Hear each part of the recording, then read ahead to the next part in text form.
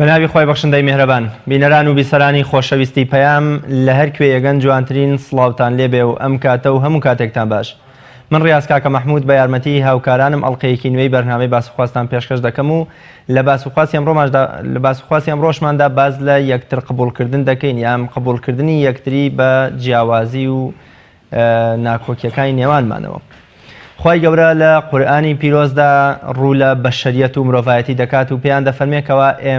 ئێوەمان لە نێرومەیەک دروست کردوون پاشان گێڕاومانن بە چەند قەبیلە و هۆز و عەشیرەتێکەوە و جیاوازیمان خستۆتە نێوان ڕەنگ و زمان و عەشیرەتەکانتانەوە تاوەکو ئەمە ببێتە هۆکاری یەکترناسین. زۆر سەیرە کاتێکەوە دەبینین هۆکارگەلێکی جیاوازی یان بوونە جیاوازیەک ببێتە هۆکاری تعارف و یەکترناسین کەواتە بوونی جیاوازیەکان لە ڕەنگ و زمان و عەشیرەت و مەزهب و حیزب و زۆر شتی دیکەداکەوە ئێمە ڕۆژانە ئەیان بینین و بەرخوردیان لەگەڵا دەکەین لە ڕوانگەی ئاەتە پیرۆزەی خی گەورەوە کەوا شارەزاترینە بە ناخ و دەرونی مرۆڤەکان کەواتە ئەم جیاوازیانە هۆکاری یەکترناسینن. زۆر جار تەنانەت لە ئاەتی دیکەی قورئانیشدا خی گەورە ئاماژە بەوە دەکات کەوا ئێمە بۆ نمونە خی گەورە دەیتوانی هەموو ئومەتەکان هەموو گەل و ئاینەکان بە یەک ئاین و بە یەک گەل و بە یەک نەتەوە بە یەک زمان دروست بکە بەڵام بە جیاواز دروستی کردوون تا بێتە هۆکاری یەکترناسینیان کەواتە هۆکاری جیاواز دروستکردن و خەلقکردنی مرۆڤەکان هەم لە ڕەنگ و زمان و شێوەی ئاخاوتن و عەشیرەت و تەنانەت ئاینەکانیشیاندا بۆ ئەوەیەکەوە بتوانین لەگەڵ هەموو ئەم جیاوازیانەدا تعارف و پێکەوە ژیانێک دروست بکەین. زۆر جار بەداخەوە مرۆڤ ناتوانێت لەگەڵ کەسانی دیکەی بەرامبەریدا بژی و تەعامل و تعارف بکات لەبەرەوەی تەنها لە شتێک لە شتەکاندا جیاوازە. مامۆستا سەعیدی نورسی بە ڕەحمەت بێ کە یەکێکە لە زانە هەرە مەزنەکانی کورد ڕەزا و ڕەحمەتی خوای لێبێ وتەیەکی هەیەکەوە بۆتە وێردی سەرزمانی زۆر خەڵکەوە دەڵێ ئەعوذ بالله من الشەیطان والسیاسە واتە پەناهگرم بە خوای گەورە لە شەیطان و پاشان لە سیاست بەڵام کاتێک کە خۆی باسی هۆکاری گوتنی ئەم قسەی دەکات دەڵێ ڕۆژێک لە مەجلیسێکدا دانیشتبوو عەمامە بەسەرێک مامۆستایەکی ئاینی زۆر بە شێوەیەکی خراپ و نێگەتیڤ یان زۆر بە شێوەیەکی دڕندانە دابەزیە سەر مامۆستایەکی تری ئاینی کە زۆر بە تەقوا و زۆر بە ئەدەب و زۆر بەڕێز بوو لە کۆمەڵگەکەماندا تەنها لەبەرەوەی لە بۆچوون و مەزهب و لە فکردا لەو جیاوازتر بوو. بەڵام دوای ماوەیەک باسی کەسایەتیەکی فاسقی کرد کەوا زۆر لە دین و لە ڕەوشت و لە ئەخلاقی ناڕازی بووین و هیچ پابندێکی بە ئیسلامەوە نەبوو بەڵام هۆکاری باشباسکردنەکەی تەنها ئەوە بوو لە حیزب و گروپ و مەزەبەکەی خۆیدا بوو. منیش تەزوێک هات بە گیانما بۆ حاڵی مسلمانان و هاتمە دەرەوە گوتم سیاسەتێک برا مسلمانەکەت بڕەنجێنێ و کەسێکی فاسق بکاتە دۆست و خۆشەویستت ئەوە من تەبەڕای لێ دەکەم. ئێمە لەم بەرنامەیەدا لەگەڵ میوانەکەم زۆر بەڕێز مامۆستا ساماڵ بازیانی مامۆستای زانکۆ باز لە بوونی جیاوازیەکەین و قورئان و فەرموودەی پێغەمبەری خوا صلی الله علیه وسلم چۆن باسییان کردووە لە مێژوو حەزارەتی ئیسلامیدا تا چەند حساب بۆ بوونی جیاوازی کراوە بەڵام بۆچی دەبینین لە سەردەمی ئەمەویەکان بەدواوە تاوەکو سەردەمی عوسمانیەکانیش یەکتر کوشتن تەنانەت لە مزگەوتێکدا دوو میحراب هەبووە تەنانەت بوون لە مەزەبی شافعی و حەنەفی و نازان مەزەبی مالکی و حەنبەلیەکاندا هەزارەها کوژراو هەبووە لە پێناو ئەوەی کەوا یەکێکیان گوتێتی بسمیللاکردن بە دەنگی بەرز سونەتێکێکی دیکەوتێتی نەخێر یان لەسەر کۆمەڵێشتی دیکە ئایا ئەمانە لە نێو کرۆکی مێژووی ئیسلامیدا ئەم جۆرە لە قبول نەکردن ئەمە بەرەنجامی چی بووە تێگەیشتنی ئەوان بۆ دەقەکان یان دەقەکان هەر ئەمەیان خواستووە. مامۆستا ساماڵ بازیانی زۆر بەخێر بێ و سوپاس بۆ ئامادەبوون کە لە کەرکووکەوە تەشریف دێنا و ئەو وەرکەمان خستۆتە سەرت. زۆر سپاس دەستان خۆش بێ بۆ ئەم هەلا داواکان خی گەورە ئینشاءڵڵا ئێمە بکاتە هۆی هیدایەتدانی خۆمان و خەڵکی خی گەورە وامان لێ بکات کەوا بتوانین یەکتری قبولکەین جیاوازیەکانمان قبولکەین بەڵکو بتوانین جیاوازیەکان کە هەمانە لە ژیاندا لە هەموو بوارەکاندا بیکەینە خزمەتی ژیانی مرۆڤەوە چکە مرۆڤ بەو جیاوازیانەوە دەتوانێت بژیت بەو جیاوازیانەوە جوانە مرۆڤ هیچ کاتێک ناتوانێت بەبێت جیاوازی بژی چکە پێم وایە چۆن بوونی هەوا و ئاو خواردن و خواردەمەنی بۆ ژیان پێویستە بیرکردنەوەی جیاواز ئاها بۆ ژیان پێویستە هیچ کاتێک بوونەوەر ناتوانێت بەبێت جیاوازی بژی بۆیە چکە خی گەورە لە قورئاندا زۆر بە سەراحەت دەفەرمێ ولو شاء ربك لجعل الناس أمة واحدة واتە ئەگە خی گەورە ویستی وا بواە هەموو مرۆڤایەتی کرد بە یەک ڕەنگ و بە یەک دەنگ و بە یەک نەوع بەڵام خی گەورە لە ئێمە شارەزاترە ئەزانێت علمی وایە کەوا لەسەر ئەم ئەرزەدا گشتی بەیەک ڕنگ و بەیەک دەنگ ناتوانێت بژی کۆمەلگای مەلائیکە هەموو یەک ڕەنگە و یەک دەنگە هیچ کەسێکیان لەوەی تریان جیاواز نییە بەڵام کە کاتێک تەمەشای مرۆڤایەتی دەکەین کۆمەلگای بەشەریەت دەکەین جیاوازی زۆرە ئەو جیاوازیە هۆی بەردەوامبوونی ژیان حکمت لە بوونی جیاوازیەکان کاتێک کە خی گەورەی خستێتنی مرۆڤەکان و حکمت لە بوونی جیاوازی چییە؟ حکمت لە بوونی جیاوازی ئەوەیەکەوە خی گەورە لە قورئاندا بەسەڵاحەت پێمان دەفەرمێ وجعلناكم شعوبا وقبائل لتعارفوا بەڵام ئێمە کاتێک تێناگەین وشەی لتعارفوا دەکەین لتعاركوا ئەیکەین بەشەڕ لە حقیقەتدا حکمەتی ئەساسی گرنگ ئەوەیەکەوە ئێمە کاتێک لە یەک جیاوازین جیاوازەکەمان بۆ ئەوەیەکەوە یەکتر بناسین ئەگە هەمومان یەک دەنگ و یەک ڕنگ بوونایە ئەو کاتە لە ژیاندا مەلەل دروست دەبوو ڕۆتین دروست دەبوو لە ژیاندا بەڵام کە کاتێک ئەم شتە جیاوازانە لە ژیاندا دەبینرێت ئێستا من ئەمڕۆ لەوانە یەکەم جارە جەناب دەبینم تۆ یەکەم جارم نەبینی ئەمە خۆشی بە ژیانەدا ئەمە بۆ ئەدا بە ژیانکەوە ئەم ڕۆشتێکی نوێ لە ژیانمدا هەیە واتە ئەم جیاوازیانە بوو ئەوەیەکەوە ژیان بەرەو خۆشی بڕوا ژیان بەردەوام بێ ژیان خۆشیەکانی نەبراوە بێ بەڵام ئەگە هەمومان یەک دەنگ و یەک ڕنگ بین ئەو کاتە ژیان دەبێتە یەک ڕنگ ئەبێتە یەک دەنگ یەک پارچە بۆیە هەتا تەمەشاکەی ئێمە لە ژیانی خۆماندا ڕەنگەکان جیاوازە لەوانەیە ئێستاکە ئەو ڕەنگەی من پۆشیمە جیاوازە لەگەڵ ڕەنگەی تۆیە بێگومان کاتێک من ئەم ڕەنگەم پۆشیوە لە هەموو ئەو ڕەنگانی کە لە ماڵەوە هەم بووە ئەم ڕەنگەم پێ جوانتر بووە پۆشیمە و جەنابیشت بەو شێوەیە بەڵام تەماشاکەی ڕەنگی من تۆ جیاوازە واتا تۆ بە شێوەیە بیر کردەوە منش بە شێوە بیرمان کردەوە لە کاتێکە کە هەردووکمان بۆ یەکمە بەس هاتوونتە ئێرە بۆ یەکەوە بەرنامەیە پێشکەشکین واتە جیاوازەکان جوانی بەبوونەوە دەدا جوانی بە بەشەریەت دەدا بەردەوامبوون بە بەشەریەت دەدا ئەمە هەمووی دەتوانین کۆیکەینەوە لە ژێر وشەی لیتەعارەفوا بۆ ئەوەی کەوا یەکتری بناسن بۆ ئەوەی کەوا زیاتر ژیان بەردەوامی پێ بدرێ و هەموو ڕۆژێک شتی نوێ لە ژیانمانە دروست بێت ڕاستە زۆر باشە مامۆستا کاتە با بچینە خزمەتی قورئان و فەرموودە بزانین چۆن باز لە مەجالی جیاوازی کراوە ئایا لە قورئان و فەرموودەکانی پێغەمبەری خوادا صلی الله علیه وسلم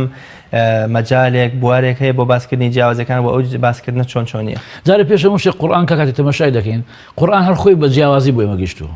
ئەگەر تەماشای سەحابەکان کەین تابعیەکان کەین تەماشاکە هەر لە قورئان خوێندنەکەماندا قراءاتی جیاوازەیە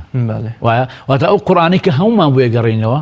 کە کاتێک جیاوازیمان بۆ دروست دەبێ بگەڕێنەوە بۆ قورئان بۆ ئەوەی کەوا تێگەیشتنی هاوبەشمان بۆ دروستکە ئەو قورئانە خۆی لە خودی خۆیدا لە بینی سەحابەکاندا بە جیاوازی خوێندراوەتەوە بۆیە تەماشاکەی ئێمە چەندین بەڕێزمانەیە مامۆستای بەڕێزمانەیە ئەفەرمێ من قراءاتم هەیە لە ئیجازەم هەیە لە قراءاتی حەوت واتە بە حەوتنەوە قورئان خوێنێتەوە واتە خۆی لە خودی خۆیدا قورئان جیاوازی لە خوێندنەوەی هەیە ئەمە خاڵێ خاڵێکی ئەگە تەماشای قورئان کەین قورئان لە کاتی حەزەتی ئادەم ئەتاکو خاتم پێغەمبەری خوا عەلەیهی سەڵات وسەلام چەندین پێغەمبەرمان بۆ باز دەکا لەو بینەیە چەندین کۆمەلگا و شارستانیەتمان بۆ باز دەکا هەموو ئەو کۆمەلگا و شارستانیەتە خوای گەورە باسی کولتوریانمان بۆ دەکا باسی ژیانیانمان بۆ دەکا باسی ئەوەیەکەوە چۆن مامەڵەیان کردووە چۆن کردن و فرۆشتنیانیان کردووە لە شاری مەدینە کە کاتێک پێغەمبەری خوا صلی الله علیه وسلم لەوێ دەوڵەتی ئیسلام دانێ لەو دەوڵەتەدا زۆر جیاوازی تایە بەڵام قورئان دان بە هەمویان نادەنێ ڕێزدە هەمویان دەگرێ تەماشاکەی لە شاری مەدینە کە پێغەمبەری خوا دەوڵەتی ئیسلام دانێ ئەو کەسانی کە لەو شارەیە ژیاون چێن جارە پێش هەموو شتێک موسڵمانی تایە موسڵمانەکان نایەکا بەشن موسڵمانی تایە مهاجر و موسڵمانی تایە ئەنسارە ئەنسارەکان دوو بەشن ئەوس و خەزرەجە مهاجرەکان هەموو تیرەکانیان جیاوازە اینجا جگە لە موسڵمان اینجا یەهودی تایە ئەو یەهودیانەش هەمووی بەنو نەظیر و بەنو قونوێقاع و بەنو مستەڵق و هەمووی جیاوازیان تایە ئەگەر تەماشاکەی جگە لە موسڵمان و جگە لە یەهودی کەسانی تیا بوو بێدین بوونە یعنی باوەڕیان بە دینە بە ئاینە ئاسمانیەکان نەبووە نە بە ئیسلام نە بە یەهود بتپەرست بوونە هەموو ئەمانە لە شاری مەدینەیە کۆبوونەتەوە و دەوڵەتێکیش دادەنرێ مافی هەمووشی دەدا و کەسیان لە کەسیان جیاواز نین هەمووشیان لە ئاستی یاسا وەکو یەکوان واتە قورئان کە کاتێک دادەبەزێ ئەو کۆمەلگایە خۆی بۆ شێوەیە بووە پێغەمبەری خوا عەلەیهی سەڵات وسەلام ئەمە بابەتێکی زۆر گرنگە دەبێ ئێمە لەسەری بۆستین کاتێک لە شاری مەدینە پێغەمبەری خوا صلی الله علیه وسلم ئیسلام ئیعلان دەکا و دەوڵەتی ئیسلام ئیعلان دەکا نافەرمێت وەرن دەبێ هەمووتان قورئان بکەین بە یاسا ئەمە بابەتێکە زۆر گرینگە کەوا ئێمە ئەمڕۆ ئاگامان لێبێ بە تایبەتی مسلمان دەبێ ئاگان لێبێ لەسەر ئەم خاڵە بە وردی وەستن پێغەمبەری خوا صلی الله علیه وسلم نەیفەرموو وەرن بە هەمووتان وتر دینتان جیاوازە بۆچوونتان جیاوازە زمانتان جیاوازە قەبیلەتان جیاوازە ئەبێ هەمووتان بێن ملکەتی ئەم قورئانە بن ئەم قورئاناکەین بەدەستور نا پێغەمبەری خوا صلی الله علیه وسلم دێ لەگەڵیان دانیشێ یاسا و دەستورە نووسێتەوە وەسیقەی مەدینە نووسێتەوە کە بە هەموویانەوەی نووسنەوە پێغەمبەری خوا بە کەسی نەوت تۆ بۆت نییە قسە بکەی دینت جیاوازە بۆت نییە قسە بکەی لەگەڵ منانیت بۆت نییە قسە بکەیت وەکو من بیر ناکەیتەوە بۆت نییە قسە بکەی لە تیرەی منی لە باو باپیرانی منی بەڵکو پێغەمبەری خوا هەمووی کۆ کردەوە لە 57 بەندا کە 25 پەیوەندی بە مسلمانە هەبوو 27 زیاتر پەیوەندی بە غەیری مسلمانە هەبوو کەوا مامەڵەیان لەگەڵا چۆن بکرێ واتە لە قورئانی پێغەمبەری خوادا کە بۆی دابەزیوە کە جەنابەت باسەوەکی لە قورئاندا قورئان ڕێز لە هەمووی دەگرێ ڕێز لە هەموو بۆچوونەکان دەگرێ هیچ کاتێک لە قورئاندا ڕێ بەوە نەدراوە کە ئیسلام بچێت معبەدێکی تر دینێکی تر خابورکە و وێرانێکە بۆ لە بەرەوەی کاوکە ئەو بیر ناکاتەوە بە پێچەوانەوە لە فەرمودەی پێغەمبەری خوا صلی الله علیه وسلم لە ساڵەکان کە پێوتێ عام الوفود ساڵی وەفەتەکان کە هاتنە لای پێغەمبەری خوا عەلەیهی سەڵاتو وەسەلام وەفدە دێتە لای پێغەمبەری خوا مەسیحین لە کاتێکا کە لەگەڵ پێغەمبەران لە ناو مزگەوتەکەی پێغەمبەری خوایە عەلەیهی سەڵاتو وەسەلام کاتی عیبادەتی ئەوان دێ یعنی کاتێک دێت کە ئەبێ ئەوان عیبادەت کەن هەڵەسن لە ناو مزگەوتەکەی پێغەمبەری خوا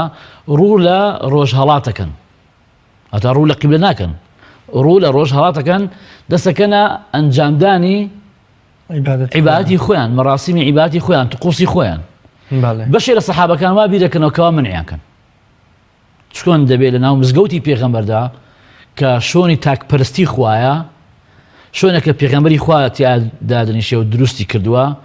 مەشخەڵە بۆ هەموو تاکپەرستانی خوای گەورە ئەم مەسیحیانە بێن لەوێ بە شێوەیەک ئەنجامی عیبادەتن کەوا بە عەقیدەی موسڵمانان ئەمە شرکە ئەیکەن بەڵام پێغەمبەری خوا صلی الله علیه و فەرمیە وازیان لێبێنن با مارەسەی عیبادەتی خۆیان کرد واتە ناو مزگەوتەکەی پێغەمبەری خوا عەلەیهی سەڵاتو وەسەلام ئەو جیاوازیەی قبول کرد پێغەمبەری خوا کەوا عیبادەتی خۆیان کرد بۆیە هەتە لە ئێمە بۆ ئێمەی مسلمان ئێمەی مسلمان بمان هەیە ناو کلیسەیان نوێژ بکەین سەلەو ئەوروپایە چەندین مسلمانان هەیە کە مزگەوتیان نییە جمعانان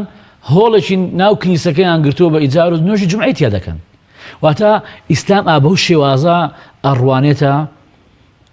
جیاوازەکان هەمووی پێقەبوڵە بەڵام مهم ئەوەیە کە ئێمە بزانین لە قیامەت خوای گەورە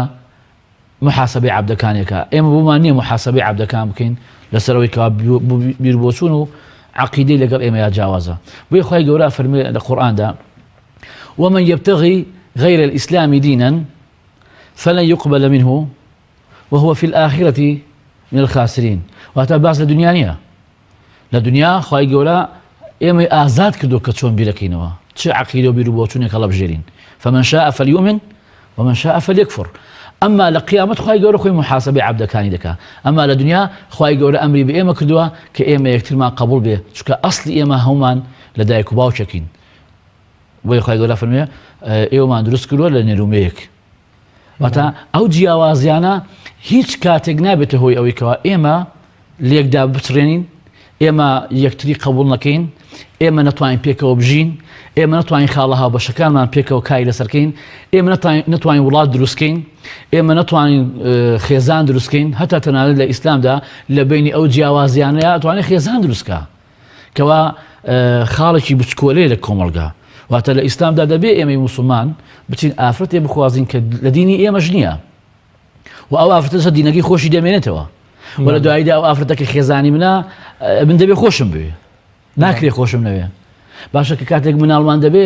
خاڵۆی ئەم مناڵە لە دینەکەی من نییە باپیری ئەم مناڵە دینەکەی من نییە نانچی ئەم مناڵە دینەکەی من نییە گزای مناڵەکان لە دینەکەی خۆی نییە مناڵەکەشم دەچێت دەست باپیرشی ماچ دەکا و دەست دەنگشی ماچ دەکا و دەست خاڵشی ماچ دەکا پێک شەوا چۆش دەکەن واتە ئەمە هەمووی معناوێت کە ئیسلام هیچ کاتێک جیاوازی لە عەقیدە ئیتر عەقیدە بانەکەیەتی هەتا خوارەوەش نەیکردێتە هۆی ئەوەی کەوا ئێمە نتوانین پێکەوە بژین. بەڵام بۆچی لە ژیانی واقعی مسلماناندا و لە پاش ئەتوانین بڵێن خەلیفەکانی ڕاشدینیش ئەم تەعاملکردنە لەگەڵ جیاوازیەکانە نایبینین. بۆ هەر لە ئێستادا تەنانەت نەک لە عەقیدەشە، تەنانەت لە حیزبایەتیە، لە مەزهەبە، تەنانەت لە تێڕوانینمان بۆ دەقێکی قورئان و فەرمودەشدا ئێمە ئەم جیاوازیەمان تێکرد. جیاوازەکە کێشە نییە، بەس مامەڵەکردن لەگەڵ جیاوازەکەیان مشکلەیە. واتە ئێمە مەبەست ئەوەیەکەوە بۆ ناتوانین ئێمە بەو شێوەیە مامەڵە بکەین. لەبەرەوەی ئێمە خودی خۆمان لە ئاینەکەمان تێنەگەیشتوین، خودی خۆمان لە دەقە شەرعیەکان تێنەگەشتوین، خودی خۆمان لە ژیان خۆمان تێنەگەشتوین. کە کاتێک ئێمە ئەوەی کە ئێستا باسەکەین لە دەقەکانمانە زۆر جیاوازە لەگەڵ واقعەکانمانە،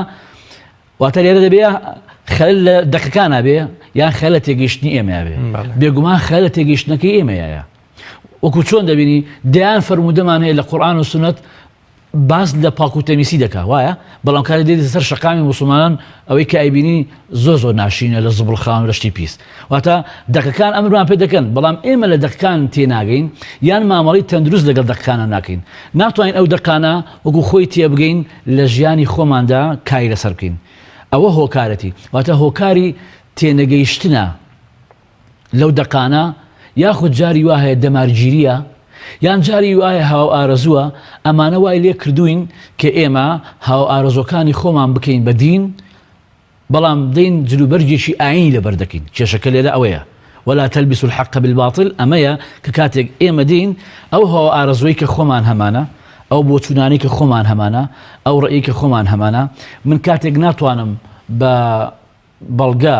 بۆی تۆ بسەلمێنم کەوا بۆچوونەکانی من ڕاستە، دێم ئاەتێک ئەەکەم بە گشتە تۆ ئەترسێنم وەکوی ئیرهابێکی فکریت لەگەڵاکەم بۆی کەوا ناچارت کەم بێتە ژێر ڕیکێف و بەرنامی منەوە. واتە ئەمە هۆکارە هاو ئارەزۆکان وای لێ کردوین کە ئێمە نەتوانین پێکەوە بژین. ئەمە هۆکارە کە کاتێک دەبینیت دەقەکانمان شتێکە و واقعی ڕۆژانەی ئێمە شتێکترە. زۆر باشە. مامۆستا با باز لەوە بکەین دوای ئەتوانین بڵێن لە سەردەمی ئەمەویەکانەوە هەم لە قەزیەی سیاسەت و بەڕێوەبردننی وڵاتدا، هەم لە قەزیەی مەزهەب و تێگەیشتنی مسلمانان بۆ دەقەکان جیاوازی ئەکرێتە نێوان مسلمانان، حتا بۆمە دروستبوونی دەگوترێت 12 مەزهەب و پاشترمانەوەی چواریان و حتا لە مێژوو شەڕی خوێناوی زۆر گەورە لە نێوان بۆنە مەزهەبەکانە سەری هەڵدا لەسەر بچووکترین شت. لە کاتێکە ئەوان سەرمەزەبەکان لەوەچە یان بۆن شوێن کەوتوانی مەزەبەکان لە ئێمە زیاتر شارەزاتر بوون، بە دەقەکان لە ئێمە زیاتر تێگەشتوتر بن. بۆچی ئەم جیاوازیە سەر هەڵەدا لەو کاتەدا کە هێشتا لە وەکو بەپێی فەرمودەکەی پێغەمبەری خوا صلی الله علیه و سلم هێشتا نزیکە لە چەرخی سەحابە و پاشان تابعین و تابعینەوە. بەڵێ ئێمە ئەگەر تەماشاکەین دەبێت بە وردی تەماشای ئەو مێژوە بکەین، بە چاوێکی وا زانستی تەماشای ئەو مێژوە بکەین، چکاگە بە چاوێکی زانستی و تەماشای ئەو مێژوە نەکەین، ئەو جیاوازیە نەکەین، هەستەکەم بێئینساف دەبین.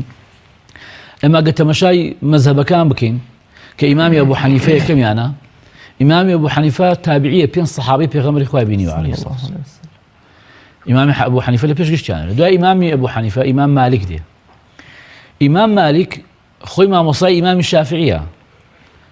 ئیمامی ئەحمەدی کوڕی حەنبەل خۆی تەلەبەی ئیمامی شافعیە. واتە ئیمام مالک، ئیمامی شافعی، ئیمام ئەحمەدی کوڕی حەنبەل هەمویان پەیوەندی عیلمیان لە بینە هەیە، ئەو مامۆستای ئەو، ئەمیش مامۆستای ئەوە. ئەگەر تەماشاکەین ناخۆشی و جیاوازی لە بینی ئەم کەسایەتیانیان نییە. ڕاستە. جیاوازی لەکوێیە؟ لای کەسانێک دروست بوو کە ئەو کەسانە کە ئێستاکە ئێمە تەنانەت ناوەکانیشیان نازانین، ئەوانەی کە شەڕیان کرد لەسەر مێژوو نایوونکردن بۆ لەبەرەوەی کەوا مێژوو ئەمانەی قبول نییە، ژیان ئەمانەی قبول نییە، واقعی مرۆڤایەتی ئەمانەی قبول نییە. ئەو کەسانەی قبولە کەوا ژیان دروست دەکەن، ئەو کەسانەی قبولە لەگەڵ جیاوازەکان دەتوانن لەگەڵ تا بژین. بۆیە تەماشاکەی یەکێ لە سەحابەکان کە ئیبن مەسعودە لەگەڵ ئیمامی عومەرە کە سەحابەی پێغەمبەری خوان هەردووکیان 100 مەسئلەی خلافی لە بینیانە هەیە، لە 100 مەسئلەیە لە 100 باسە هەر بەبێ مبارەغە 100 جیاوازیان هەیە. بەڵام کە کاتێک بە ئیبن مەسعودیان فەرموو ڕێیت چییە بە عومەر؟ فەرمووی والله لو أن عمر أحب كلبا لأحببته. ئەگەر عومەر سەگێکی خۆش بێ پەرژیتان قایم بێ خۆشم دەوێ، لەبەرەوەی عومەر خۆشی بێ. واتە ئەو 100 مەسئلەیە وای نەکرد کە ئیبن مەسعود ڕقی لە سەگەکەی عومەریش بێتەوە، نەکو عومەر خۆی. واتە لێرە ئەوەی کە تەندروستە ئەو کەسانە بۆ ئێستا ئەمڕۆ ئەمەوەی باسییانەکەین باسی سەحابەکانەکەین باسی ئیمامی ئەبوو حەنیفاکەین باسی ئیمامی مالیکەکەین باسی ئیمامی شافعیەکەین باسی ئیمامی ئەحمەدی کوڕی حەنبەل دەکەین باسی ئیمامی نەوەویەکەین باسی ئیمامی ئەوزاعیەکەین باسی ئیبن حەجەری عەسقەلانیەکەین باسی ئەم کەڵە پیاوانەکەین چکە ئەمانە ئەو کەسانن کەوا ئەو دینیان بە ئێمەگەیان ئەو بیروەچوونیان بە ئێمەگەیان کە لەگەڵ هەموو جیاوازەکانمانە ئەتوانین کۆمان کاتەوە بەڵام ئەوانەی کە بە پێچەوانە وەکو جەناب ئیشاری بکەین لە مێژووی ئێمەشان نووسراوە نکۆی لێ ناکرێ وەکو ئێمەش کۆمەڵە تێبینیمان لەسەر ئەو مێژووی کە دروستیان کردووە ئەو کەسانی کەوا بوونە هۆکاری ئەوەی کەوا خەڵکی ئەو سەردەما یەک بکوژن لە یەکدەن دەنجیان نەما ڕەنجیان نەما کوان لە چۆن دە باشێکیان بێ وەکو ئیمامی ئەبوو حەنیفە ناوی زەق بێنە ناو خەڵکەوە بۆ لەبەروی کە ئەمانە نەیانتوانێت ئەو کەسانی کە بوونە هۆی شەڕ و پێکادان زۆریشیان لەسەر سوڵتە بوو لەسەر بەرژەوەندی ژیانی خۆیان بوو لەسەر لەفوزی خۆیان بوو لەسەر مانەوەی خۆیان بوو وەکوی کەواسە لە وڵاتانی خۆمان دەبینی واتە ئەمانە بوونیان نەما بۆ لەبەروی کە ئەمانە هۆی تێکدانی ژیان بوون خۆیان نەمان جا بۆیە ئەسڵ ئەوەیە کە ئێمە باسەکان جاکەینەوە ئیسلام لە هەموو سەردەمەکاندا کەسانێک هەبوونە تەمسیلی ڕاستەقینەی دەقەکانی ئیسلامیان کردووە وە کەسانێکیش هەبوونە بۆ بەرژەوەندەکانی خۆیان دەقەکانیان گۆڕیوە بە شێوەیەکی تر باسییان لێ کردووە بۆ ئەوەی کە خۆیان بمێنن بۆ ئەوەی کە خۆیان زەقەوەکەن بەڵام لە کۆتاییدا ئەوانە ماونەتەوە و ئەمانەش نەماونەتەوە بۆیە هەتا ئێستاکەش ئێمە شانازی بەوانە واکەینکەوە زیاتر ژیانیان دروست کردووە بۆیە تەماشاکە ئیسلام بمانێ نەمانەوێ بەشێ لە مێژووی ئێمە کەسێکی تیا ناوێ حەجاجی کوڕی یوسوفی ثەقەفیە ڕاستە حەجاج زەلامێکە خوێن ڕێژە لەگەڵەوەش شتی باشی کردووە ئەوە نەبێتەوە هیچ باشیشی نەکردوێ شتی باشی زۆر کردووە بەڵام چونکە خراپەکەی زۆر بوو زوڵمەکەی زۆر بوو ئێمە ئیساش کە باسەکەین بە شێوەیە باسەکەیتکەوە ئەڵێن نابێ ئێمە وابین واتە ئەوە نەیتوانین جیاوازیەکان قبولکە بۆیە تەماشاکەی لە مێژوودا کە باز دەکرێت زیاتر بۆ باز دەکرێتەوە کەسێکی کاتە یەکتر قبول نەکردن یامونە جیاوازی قبول نەکردنی ئەوان دیکە دیکتاتۆریە دروستەکە بێگومان جا بۆیە ئێمە دەڵێن دائیمەن ئەو کەسانی کە بەرامبەر قبول دەکەن ئەو کەسانی کە دەتوانن پێکەوە بژین ئەو کەسانی لە جیاوازیەکانە ژیانی جوان دروست دەکەن ئەوانە مێژوو دەیان نووسێتەوە ئەوانە مێژوو ڕێزیان لێ دەگرێت ئەمە ئەو کەسانی کەوا ناتوانێت قبولکەن ئەو کەسانی بەرامبەر ڕەفز دەکەنەوە دەیسڕنەوە بە ئومێدی ئەوەی کە خۆی بمێنێ بەڵام خۆی نامێنێ ڕاستە لە داهاتوودا هێواشیاش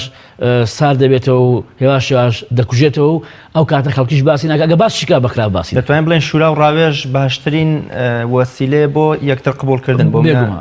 لە تاگلایەنی و تاگڕەوی و بۆ منە تاگ بڕیاردان ئینسان ڕزگار دەکات بەڵێ بێگومان بە شێوەی گشتی لە ئیسلامدا دانیشتن و گفتوگۆ باسکردن و ڕێی وەرگرتنی یەک ئەمە یەکێکە لە هەرا باسە گرینگەکان بۆ ئەوەی کەوا بتوانین هەموو ڕێیەکان وەگرین هەموو جیاوازەکان وەگرین یعنی هەتا تەنانەت ئەو مێژووی کە ئێستا ئێمە هەمانە کە مەساڵی ساڵی 1439 خۆ ئەم مێژووە پێغەمبەر داینە عەلەیهی سەڵاتو وەسەلام ئەم مێژووە لە سەردەمی ئیمامی ئەبوبەکریش دانرا ئەم مێژووە لە سەردەمی ئیمامی عومەر دانرا ئیمامی عومەر خەڵکی کۆ کردەوە ئایا ئێمە چۆن مێژوو بنووسینەوە مێژووەکەمان لە کێوە دەست پێ بکە هەرێک بۆ چوونێکی جیاوازیدا بەڵام لە کۆتایە ئیمامی عومەر ئەوەی دانەکەوە سەرەتای کۆچکردنی پێغەمبەر بێ صلی الله علیه وسلم واتە لەوێشدا جیاوازی هەبوو بەڵام ئیمامی عومەر گوێی لە هەمووشیان کرد بەڵام دوایی چاکترینی هەڵبژارد بە ڕێی خۆی وەردواییشدا سەحابەکان هەمویان تەئیدیان کرد واتە ئەم جیاوازیە بەردەوام هەر هەبووە بەڵام لێرە جیاوازیەکە لە چۆدایە ئینوا هەیە بە تەندروستی مامەی لەگەڵدا دەکا ئینواشەیە بە ناتەندروست مامەی لەگەڵ دەکا ئەوەی بە تەندروست مامەی لەگەڵ دەکا ژیان دروست دەکا خۆشی دروست دەکا شتی جوانی بەردەوام داهێنان دادەنێ بەڵام ئەوەی کەوا بە تەندروست لەگەڵیان مامەڵ ناکا ئیتر ئەیکا بە کێشە ئەیکا بە ئازار لە گرەی دەرونیا زۆری ئەو کەسانە خۆی لەوەیدان کەوا باری دەرونیان ناتەندروستە جا بۆیە پێم وایە کە ئێمە ئەگەر تەمەشا بکەین لە ڕاستیدا کە بۆ پرسیارەکەت ئەوەیە وەڵامەکەی ئەگەر ئیسلام وا دەڵێت بۆیت لە دوای ئەمریکانەوە ئەم هەموو جیاوازیەمان بینی وەڵامەکەی بە مختصری ئەوەیە ئەو کەسانەی کەوا ئەو کاتە دەرکەوتن لە ناو کۆمەڵگای خەڵکدا کەسانێک بوون نیان دەتوانی بە تەندروستی مامەڵ لەگەڵ دەقەکان بکەن، نیان دەتوانی بەسەر بارە دەروونەکانی خۆیان داغزاڵ بن، نیان دەتوانی خۆیان وا پیشاندن کەوا صاحبی خەڵکن. یەکەمەنگاویشیان وەکۆڵێ فرێدانی شورا و ڕاوێژ بووە. بێگومان ئامادەیەتیانە بوو کە جۆ لە بەرامبەر. مامۆستا کات ئێمە ڕوبەڕووی جیاوازیەکە بینەوە وەک جەناب دامەژی پێکەی لە سەردەمی پێغەمبەری خوادا صلی الله علیه وسلم نە حیزبی جیاوازمانە بووە، نە بۆ نمونە سنووری جیاواز وەکو تورکیا و فارس و عەرەب و ئەمانە هەبووە، نە بۆ نمونە مەزهەبمان هەبووە، نە زۆر شتی دیکەمان نەبووە. لە ئێستادا ئەم هەمووە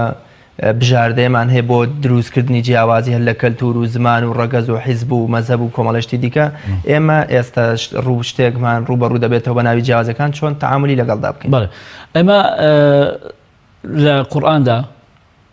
لە سنەتی پێغەمبەری خوادا بەرنامەمان بۆ داڕێژراوە کە چۆن مامەڵە بکەین لەگەڵ ئەو شتانی کەوا جیاوازن.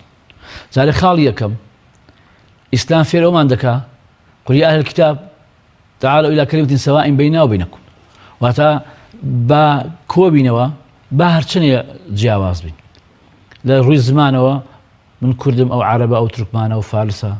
لە ڕووی عەقیدەوە من موسڵمانم ئەو مەسیحی ئەو یەهودیە ئەو بێدینە، لە ڕووی مەزهەبەوە من شیعەم ئەو سوننیە، لەناو مەزهەبەکە من شافعیم و حەنەفیە و مالکی و ئەحمەدیە. با هەمومان کۆبینەوە بین خاڵی هاوبەش لە بینماندا کامەیە. تەنان خاڵێکی هاوبەش دەتوانێت زاڵێ بەسەر تەواوی جیاوازی بێگومان، و ئەگەر بێت و بە چاوی ئینسافەوە بە چاوی زانستیەوە تەمەشای ژیانمان بکەین لە 175 خاڵەکان هاوبەشە لە بینی ئێمەدا. لەسەر ئاستی ئینسانیەت هەمومان هاوبەشین لەسەر خاڵە کە هەمومان ئینسانین. خاڵێکی تر هەمومان ئاواتەخوازی ئەوەین لە ئەمن و ئاسایشا بژین، هەمومان ئاواتەخوازی ئەوەین دادپەروەری هەبێ، هەمومان ئاواتەخوازی ئەوەین کەوا بژێوی ژیانمان بە ئاسانی دەستکەوێ، هەمومان ئاواتەخوازی ئەوەین کەوا خزمەت گوزاریمان هەبێ، هەمومان ئاواتەخوازی ئەوەین کەوا ژینگەی پاک ببینین، لە ژینگەی پاکا بژین، هەمومان ئاواتەخوازی ئەوەین کەوا فێر بین، هەمومان ئاواتەخوازی ئەوەین لە چۆ پێم خۆش بوو لێ دابنیشم، هەمومان ئاواتەخوازی ئەوەین کەوا ئەو بیر و بۆچوون و عەقیدەی کە هەڵم گرتووە لە دەربڕینی و لە ممارەسەکردنیە ئازاد بم. هەموو ئەم خاڵانە هاوبەشە لە بینمانە، بەڵام ئێمە ناتوانین بین دەگەڵ ئەمانە مامەڵەکەین بۆ لەبەرەوەی کەوا کو باسمان کرد یان تێنەگەیشتون یان شتە نەفسیەکانی خۆمان وامان لێ دەکاکەوە نەتوانین پێکەوە بژین. واتە بەم شێوازە ئەگە ئێمە تەمەشای ئیسلام بکەین، تەمەشای قورئان بکەین، تەمەشای ژیان بکەین، ئیسلام بەو خاڵانە کۆمان. واتە زۆری خاڵە هاوبەشەکان ئەو خاڵەیە کە کۆمان دەکاتەوە کە چۆن مامەڵە بکەین. یەکەم شت خاڵە هاوبەشەکانمان پێک و قسەی لەسەرکەین. ڕاستە ئەو خاڵانەی کەوا جیاوازین دەکرێت دایلۆکی لەسەرکەین، دەکرێت قسەی لەسەرکەین،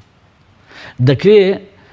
وای لەگەڵا قسەکەین. لە ئیسلامدا بۆچی حیواردانرا، بۆچی دایلۆگدانرا، بۆ تو توێژدانراوە، بۆ یا من قەنەعەت بە تۆ بکەم یان تۆ قەنەعەت بەم بکەی. و بێگومان ئەو خاڵانەی کەوا ناتوانین لەسەری کۆبینەوە کە پەیوەندی بە ڕاستەخووی ژیانمانەوە هەیە، بۆچوونەکان تیا جیاواز بێت تەندروستە. بۆ نمونە من دەڵێم ئەبێ عەدالەت بەرپەروا لەناو ژیاندا هەبێ، بەرقەرار بێ لە ژیاندا، بەڵام ئالیەتی ئەو عەدالەتە چۆنە؟ ممکنێت تۆ بە شێوە بیرکەیتەوە، من بە شێوەیەکی تر بیرکەمەوە. واتە یەکەم خاڵ ئەوەیە کە چۆن مامەڵە لەگەڵ ئەو جیاوازیانە بکەین، ئەوەیە کە خاڵە هاوبەشەکان. دووەم ئەو خاڵانەی کەوا لەسەری جیاوازین بین گفتوگۆی لەسەرکەین. یاسایەکمان هەیە کە ئەو یاسایە هەموو عولەمای ئیسلام متفقن لەسەری، نتعاون فيما اتفقنا عليه ويعذر بعضنا بعضا فيما اختلفنا فيه. واتە هاوکاریەک دەکەین لەسەر ئەو خاڵانەی کەوا متفقین لەسەری، کای لەسەر دەکەین، تەشەنەی پێدەین، گەورەی ئەکەینەوە و عوزر بۆ یەکتی دانین لەو خاڵانەی کەوا ناتوانین بگەینە خاڵێک لەسەری، ناتوانین بگەینە تێگەیشتنی هاوبەش لەسەری، عوزر بۆ یەکتی دانین، تۆ بە شێوەی خۆی مامەڵەکە و منیش بە شێوەی خۆی مامەڵەکەم. ئیسلام ئەم دوو خاڵی داناوە. جا بۆیە حەزەکەم ئەلێرە یەک خاڵێک باسکەم. ئەو خاڵە جێ ئەوەیە کەوا ئێمە ئێستاکە زۆر لەسەری بۆستین کە بە تایبەتی ئەمڕۆ هێرش ئەکرێتە سەر ئیسلام، کە ئیسلام هیچ کاتێ بەرامبەری قبوڵ نییە. کە پێغەمبەری خوا لە شاری مەدینە دەوڵەتی ئیسلام دروست دەکا، لە دوای 2 ساڵ ئەو دەوڵەتە لە شەڕێکدا بەرامبەر بە سادەی قوڕەیش لە بەدر سەرەکەوێ. دوای ساڵێکی تر واتە لە ساڵی 3 هیجریدا لە شەڕێکی ترا کە ئوحدا جارێکی تر سەر دەکەوێت لە دوای 2 ساڵ تر کاتە ساڵی 5 هیجری لە ئەحزاب و خەندەقا پێغەمبەر سەرەکەوێت واتە لە ماوەی 5 ساڵدا بەرامبەر بە قوڕەیش پێغەمبەری خوا صلی الله علیه و سلم 5 جا بەسەریانە سەرەکەوێت واتە غالبە یان غالب نییە غالبە بەڵام لە دوای ساڵێک سڵحەکە لەگەڵ قوڕەیشە قوڕیشێک کە لە ماوەی 5 ساڵ 3 جا دۆڕاوە پێغەمبەری خوا لە شەڕە بەڵام کە دانیشتن سڵحەکەن لە ساڵی 6 هیجری سڵحی حودەیبیەکەن پێغەمبەری خوا لەسەر کۆمەڵێ نقاط ڕازیە بێ ئەو نقاتانە ئەو بەندانە ئەگەیسە ئێمە بیخوێنەوە ئەین ئەو کەسەی دۆڕابێ بەمانە ڕازیە ڕاستە ناوی خۆی تیابنە ناوی پێغەمبەر ئەوە نیاگە کەسێک لە مەکەوە هات موسڵمان بوو دەبێت محەممەد تەسلیمی کاتەوە بەڵام کافر بوونەوە واتە هەموو بەندانە گە تەمەشایەکی لە زاهیرا بۆ کەسی دۆڕاوە بۆ کەسی دۆڕاوە بەڵام ئەو کەسەی کاوی قبوڵە براوەیە ڕاستە ئەمە خۆی لە خۆیدا دەبێت حتا گەڕانەوەشی لە فەتحی مەکەدا فەئەنتم الطلاقاء و پاشایەوە بڕۆمە زۆر بەڵێ واتە پێغەمبەری خوا صلی الله علیه و سلم کاتێک بە منطقی پێکەوە ژیان مامەڵی کردووە کەوا غالب بووە کە سەرکەوتوو بووە کەوا دەسەڵاتی هەبووە کە قووەتی هەبووە حونەری لەوەدا نییە کە کاتێک من دۆڕاوم باسی ئاشتیەواییەکەم دۆڕام و باسی پێکەوە ژیانەکەم دەست بەرزکەمەوە بڵێ حونەری لەوەیە ئازایی لەوەیە گەورەی لەوەدایە کاتێ من سەرکەوتوم و باسی ئاشتەوایەکەم سەرکەوتوم و کۆمەڵی خاڵ قبول دەکەم کە لە دیاردەی دەرەوەیدا بەواچێکەوە من دۆڕابێت حتا مامۆساکە ئیمامی عەلیش دەنێرێتە سەر خەیبەر دەفەرمێ ئەگەر کەسێک ڕزگار بکرێ ئامیدایەت بدرێت لەسەر دەستی تۆ باشە لە دنیا ئەوشی کە تێیدا کەواتە کوشتن بە هۆکاری جیاوازیەکان لە ئامانج و هەدەفی ئیسلام نییە بەڵێ واتە پێغەمبەری خوا لێرە فێرمان دەکا هیچ کاتێک تو ئەوە دەبێت نەچێت دەبێت لەگە بەرامبەر بژی ڕاستە یعنی پێغەمبەری خوا لێرە کە بۆیە نمونەم هێنایەوە پێغەمبەری خوا لە لوتکەی قووەتایە ئەوێ لەگەڵ ئەو دۆڕاوەیە بڵێ من ئەمێ لەگەڵ تا بژیم من نامێت تۆ نێڵم من نامێت تۆ لە وجود بسڕمەوە بەڵێ مامۆستا بەڵام لە فتوحاتە دەبینین کاتێ سوپای ئیسلام دەچێتە سەر وڵاتێ سەر قەبیلەیەک بۆ منەکە ئەم بە ئاشتی خۆی دانیشتووە هێرشێکیشی نەکردوە سەر دەوڵەتی ئیسلامی دەڵێ یا دەبێت موسڵمان بی یا جزیان بیت یان بۆ منە شەڕم لەگەڵا بکەی ئەمە مەجالی جیاوازی هێشتنەوەی تێدا ماوە ئەم بابەتە لە ئەساسەوە هەڵەیە باسکردنی هەڵەیە خوێندنەوەی هەڵەیە نووسینەوەی هەڵەیە ئەمە پێویست وایەکەوە ئێمە باسی لەسەرکی جارێ پێش هەموو شتێک ئیسلام لە مێژوودا نەبووەکەوە چەک هەڵگرێ بەرامبەر کەسێ بەس دەبەرەوەی کەوا لەگەڵ یا لە عەقیدەیە جیاواز ئیسلام چ چەکرۆ بەرامبەر بە زاڵم زاڵمێک دەستی بە شوێنێک کاگرتووە باشە ئەبێ ئەم بابەتی فتوحاتی کە باز دەکرێت و بە تایبەتی ئێستاکە لەم کوردستانی خۆمان زۆرم بابە باسەکرێت ئیسلام کە کاتێک هاتووە بۆ ئەو شار و وڵاتە ئەو خەڵکە لەژێر دەستی دەسەڵاتێکی ستەمکاری زاڵمی دیکتاتۆرا ژیاوە هەموو ئەو خەڵکەی یەکڕەنگ کردووە هەموو ئەو خەڵکەی یەکدەنگ کردووە هەموو ئەو خەڵکەی کردووە بە کۆیلەی خۆی هەموو ئەو خەڵکی کردووە بە عەبدی خۆی باشە ئیسلام هاتووە بەو سەرەی وتووە بەو سەرۆکەی وتووە دەبێت تۆ یان موسڵمان بی یعنی یعچیان موسڵمان بی یعنی واز لەو خەڵکە بێنە با ئەو خەڵکە بێ بە ئازادی خۆی عەقیدە هەڵبژێرێ ئازاد بێ لە دەنجی لە ڕەنجی لە بۆچوونی واتە ئیسلام کە هاتووە بۆ هاتووە کە ئازادی بۆ خەڵک بێنێ ئەم زاڵمە و ستەمکاران نەیهێشتووە قەدەغەی کردووە نەیهێشتووە دەنجی ئیسلام بگاتە ئەو شوێنە ئیسلام هاتووە لەگەڵ ئەو سەرکردەیە شەڕی کردووە لەگەڵ ئەو زاڵمەیە شەڕی کردووە نەوەکو لەگەڵ ئەو گەلەیە شەڕی کردوێ بۆیە پێغەمبەری خوا صلی الله علیه و سلم نابینی جێشێکی ناربێ بۆ حەبەشە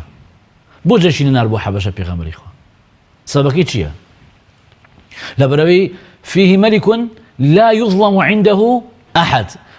پاشا و مەلیکیشی لەیە کەس زوڵمی لێ ناکرێت خەڵک ئازادە واتە ئەوە مەبەستی ئیسلامە کە خەڵک ئازاد بێ ئیتر کە ئازادە فمن شاء فليؤمن ومن شاء فليكفر واتە ئیسلام هیچ کاتێک شەی لە ئیسلام قەڵای زوڵمە ڕوخێنێ قەڵای زوڵمی ڕوخاندووە بۆ ئەوەی کە خەڵک ئازاد بێ کە ئازاد بوو ئەو کاتە موسڵمان ئەبی ئازادی موسڵمانیش نابی هەر ئازادی چونکە ئێمە کۆمەڵی شتێ بەڕێزم چۆن ئێستا ئێمە دەستورمان هەیە و قانونمان هەیە نابێ ئێمە قانونە دابڕێژین مخالفەی دەستورەکە بکە وایە ڕاستە لە ئیسلامدا دەستور قورئانە نابێ ئێمە لە فەرمودەی پێغەمبەر و لە ئیجتیهادی عولەما شتێ تێبگەین شتێک هەڵبژێین کە پێچەوانەی قورئان بێت لە قورئاندا دەفەرمێن فمن شاء فليؤمن ومن شاء فليكفر لا إكراه في الدين لا إكراه في الدين قد تبين الرشد من الغي واتە ئەم تێگەیشتانەیە کاغریاز دەبێتە هۆی ئەوەی کە ئێمە ئەمڕۆ نەتوانین پێکەوە بژین ئەم تێگەیشتانە کاتێک هەڵەیە ناو کۆمەڵگاکە ئێمەیە وازانین ئیسلام هاتوو بۆی کافر نێڵێ کافر بوویتر نابێ مەرحەبایکی نابێ لەگەڵ یا بژی نابێ دانیشی لەگەڵ یا نابێ تیجارەتی لەگەڵا بکەی نابێ ڕێزی لێ بگری نابێ خۆشتن بوێ ئەم تێگەیشتنە هەڵانەیە وای کردو کە ئێمە ئێستا ناتوانین پێکەوە بژین وای کردووە کۆمەڵێ خەڵک دەرچووە ئیتر لێ یان نەبێ موسڵمان بی یان غێری موسڵمان ئیتر کە موسڵمانەوەی یان خوێن حەڵاڵە ماڵت حەڵاڵە ژینیان حەڵاڵە هەروەکو چۆن جۆرج بۆژەوت ئەوەی لەگەڵم نەبێت دژمن بەڵێ ئەو بێگومان ئەم نەوعە سەقافەتە لەوانەوە دروستە بێت نەوەکە لە ئێمە لە ئێمەی موسڵمان ئێمە چەند ساڵە ئەم وڵاتانە ئیسلامە هەتا ئێستا کلیسە ماوە ڕاستە خۆ ئەو کلیسانە گە موسڵمان مەبەستێکی هەبوایە ئێستا من ماڵم لە کەروکە لە شوێنێکین هەر منتیقەمان پێوتێ پشت کلیسەکە لەوەتی باو باپیر و ئەژداد و ئابادمان هەیە لەو منتیقەی کە ژیاون هەتا ئێستا سەلیبی کلیسەکە لە مینارەی هەموو مزگەوتەکان بەرزترە ڕۆژە ڕۆژان مناڵێکی موسڵمانە چوو بەردێ لەو سەلیبە بگرێ مامۆستایەکی ئاین ڕۆژە نەیوت بە گەنجێکی نەوت بڕۆ سەلیبە بشکێنن ڕۆژێ ڕۆژان ئێمە لەو گەڕەکە لەدایک بووینەوە لەو گەڕەکە گەورە بووینە هەتا ئێستا ڕۆژێ بیرمان نەکردەوە بە دالاسقیش بەدەچی تێبگرین هەتا ئیسلامی ڕاستەقینە ئابۆشە ئەمما ئەوەی کە ئەمڕۆ لە ممارەسەیە بینی لە ئیعلامە بینی ئەمە بوو ئەوەیەکەوە هەمووشی لەوەچە پلانی نایارانی ئیسلام بێت بێگومان واتە بچینەوە باسەکەی خۆمان باسەکەمان لێرە ئەوەدا خۆ دەگرێت کە کاتێک ئێمە ئەبینین بەو شێوەیە ئیسلام دەقەکانی وایە و بەڵام لە واقعدا ئەوە نابینین هۆکارەکەی ئەوەیە کە ئێمە خۆمان جاری وا هەیە تێنەگەیشتونە جاری واشەیە دەستی دەرەشی وا هاانماندەدا و پاڵماندنێ دەوێ بمان شێوێنێ ناشرین ماکە زۆر باشە مامۆستا جەناب داماژ بۆ کرد کە ئێمە نابێ پێچەوانەی شتێ بکەین کە بۆونە ئەگەر ئیجتیهاد بێیان بۆونە فەرمودەی پێغەمبەری خوا پێچەوانەی قورئان بێ کاتێک کە ئیسلام بریتی بێ لە کۆمەڵێ دەقی نەگۆڕ بۆ تێگەیشتنی ئەمە لە ژیانیان بۆونە بۆ یاسا و دەستورەکەی کەواتە ئیسلام چۆن ڕێز لە بۆچوونە جیاوازەکان نەگرێت چۆن ڕێز لە فکر و بۆچوونی جیاوازەگرێت کاتێکە کەسێک بۆچوونێکی هەیە لەسەر ئاینی ئیسلامیش نەبێت کە پێچەوانەی قورئانی پیرۆز بێ بەڵێ دوو خاڵ هەیە دەبێت ڕەچاوێکین لە وڵامدانەوەی پرسیارێ خاڵ یەکەم ئەوەیە کە کاتێک تەمەشاکەین ئەو دەقانەی کە نەگۆڕن چەند دەقێکی کەمن ئەگە بەراوتکەین لەگەڵ دەقانەی ممکنە بە جیاوازی لی تێبگەین بەڵێ واتە ئەو دەقانە زۆر کەمن باشە و ئەو دەقانەی کە زۆر کەمن و نەگۆڕن کێ لێی داوە کراوە جێبەجێیکە ئەوەی بە ئیزن و ڕەزای خۆی دێتە ناو دایرەی ئیسلامەوە واتە ئەوەی لە دەرەوەی ئیسلامە پابەت نییە بەو دەقانەوە کە کاتێ لەگەڵمان ئاژی مەسەڵەن بۆ هەموو عولەما و فوقەهاکانی ئێمە ئەڵێ ئەوەی کەوا کافر ئەبێ یعنی باوەڕی بە ئیسلام نابێ لێی داوا ناکرێ نوێشکە مەسەڵەن ئێمەیەکی لەو دەقانەی کەوا نەگۆڕە ئەمرکردنە بە نوێش وەنیە وأقيموا الصلاة وآتوا الزكاة ئەم دەقە بۆ چێیە ئەم دەقە بۆ ئەو کەسەیەکەوە ئەوێت بێت بە ئیزن و ڕەزای خۆی دێتە ناو ئیسلامەوە واتە ئەو دەقانەی کە نەگۆڕن چێ لێی داوە کراوە جێبەجێیکە ئەوەی موسڵمانە ئەوەی ئیماندارە ئەوەی بە ئیزن و ڕەزای خۆی هاتووە ناو دایرەی ئیسلامەوە ئەمە خاڵی یەکەم کە ئاگادار بین خاڵی دووەمیش ئەو دەقانە زۆر کەمن ئەگەر بێت و مقارنەیەکەین و بەراوتیکەین لەگەڵ ئەو دەقانەیەکەوە مەجاری تێگەیشتی تێدایە واتە لەم دەقانەیەکەوە مەجاری تێگەیشتین جیاوازی تێدایە هەرکەس دەتوانێت ڕێی جیاواز بێت ئەو بۆ چوونانی کەوا جیاوازن کە لە مەذهبەکانە دروست بووە مەسەڵەن بۆ نمونە هیچ مەذهبێ هەتا ئێستا وتێتی لە ئیسلامدا نوێژ فەرز نییە نەخێر هیچ مەذهبێکی وتێتی ڕۆژوو فەرز نییە هیچ مەذهبێکی بڵێ زەکات فەرز نییە هیچ مەذهبێکی بڵێ حەج فەرز نییە هیچ مەذهبێک هەیە بڵێ خوایەک نییە واتە ئەوانەی کەوا نەگۆڕن مەذهبەکانیش تێدا گۆڕانکاری بەسەرا نایە لەناو مەذهبەکانە بەڵام ئەوەی کەوا مەجای جیاوازی تایە دەقانی زۆرە کە لە من و تۆدایە دەیان فەرموودە و دەیان ئاياتی قورئانمان هەیە ئەتوانین کەوا بیر دەکەینەوە کە ئێمە چۆن مامەڵە بکەین لەگەڵ خاڵە هاوبەشەکانماندا بۆ نمونە دادپەروەری عەدالەت یان گەیاندنەوەی ئەمانەت بە کەسب و کارەکەی خۆی خواهي قولا فرمي إن الله يأمركم أن تؤدوا الأمانات إلى أهلها أما دقيقين قورة وايا بلام أمانة تشون بيقرنمو لكاتي إمامي أبو بكر صديقة رضا ورحمة خواهي لبيه فرماني واي دركرت أجا هر كاتيك لمدينة ياسا كوابو بله كسيك برجتان قايم بأجل بزربو كس دسيلين دا أو أجل بابا خوي بصورته هتاكو صاحبك يدوزته كس بويني دسيلين دا لكاتي إمام عمر رأيكي قوري وتخانك دروز دكم هر أجلك بزربو أهم لو خانة دانم حكومات بخيرك صاحبك وتي أجلكم بزربو بيلا خانك تمشيك أي خوي بيني بيباتو إمام عثمان قوري وتي هر كسيك أجلك دوزي بيبات مالو بخيرك حتى كو صاحبك يدي استفادي ليك شيري بخوا باري بيبا بس كصاحبك هاد بداته مقابله بك باراسوتي استفادي ليك هسه سياستك جوازها بلام هموشي كابوتشيكا قرانوي امانتك وانت دقيقه بلام هر يقلوان بشوي لي تيجيشتن تشي شيكيا لو يكا ايما بدقكان جيبكين بلام بوسوني جواز وانت ام جوازا لهر سردمك ام بوچونه جیاوازانه بو برژوندی او سردمه بو برژوندی او کاتبوه اگر ام بوچونه جیاوازانه وایا لوانه سیاست امام ابو بکر بو سردم امام عمر بعمل نه هذا جیاوازیش نبیت چق بستویه رو چق وسید رو سبیت چشکان حل نه شو پیشکوت نه بو الى سرتای برنامج مطمئن جیاوازی ضروریه بو ژیان وکو ناخواردن وکو خواردنەوە وکو ئیسراحات جیاوازی ئابۆ شێوازە زۆر ضروریە بۆی کە ژیان بەردەوام بێت. مامۆستا ئاسەوار و کاریگەریەکانی یەکتر قبولکردن بە جیاوازیەکانەوە کاتێک کۆمەڵگەیەکە ئێمە یەکترمان قبول کرد جیاوازیەکان و پێم خۆشە لە پەرارەزی ئەوەشدا باز لە سوود و بەرەمەکانی یەکتر قبولکردن بە جیاوازیەکان. بەڵێ بێگومان ئەگەر کاتێک ئەمە باسی گەورەی جیاوازیەکەین و گرنگی جیاوازیەکەین سوودی هەیە بۆ کۆمەڵگە چونکە ئێمە لە ئیسلامدا لە هەموو بیرروبۆچوونەکاندا کە شتێک دەڵێن